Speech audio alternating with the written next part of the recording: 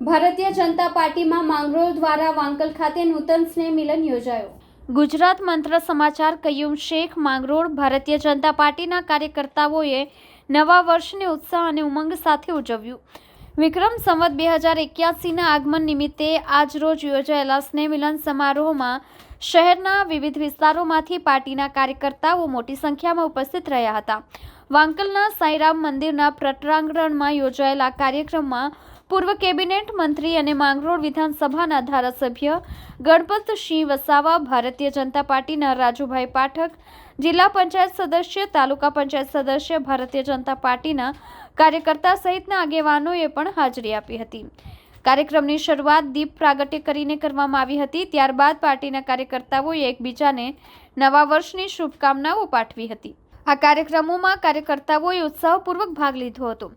કાર્યક્રમને સંબોધતા પૂર્વ કેબિનેટ મંત્રી ગણપતસિંહ વસાવાએ જણાવ્યું કે આપણે સૌ નવા વર્ષમાં નવા ઉત્સાહ અને ઉમંગ સાથે કામ કરીશું।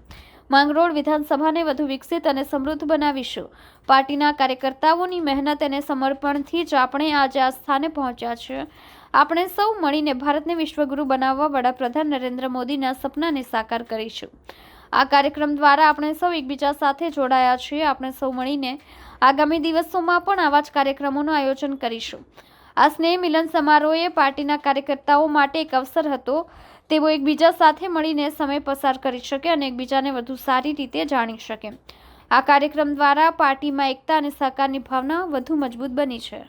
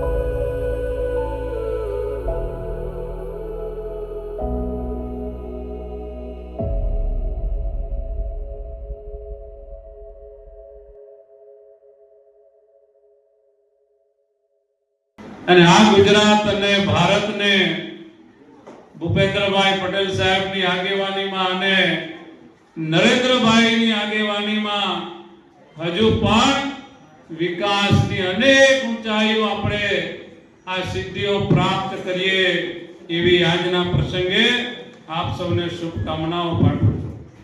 મિત્રો, ભારતીય જનતા પાર્ટીનો ઇતિહાસ આપણને બધાને ખ્યાલ છે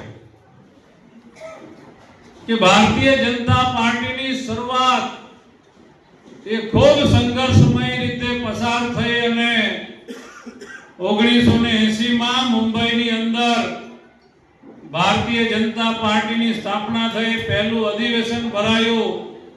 પહેલા આપણા રાષ્ટ્રીય અધ્યક્ષ એ શ્રીમાન અટલ બિહારી વાજપેયીજી બન્યા અને એમણે ત્યાંથી હુંકાર કર્યો कि अंधेरा छटेगा, सूरज निकलेगा और कमल खिलेगा।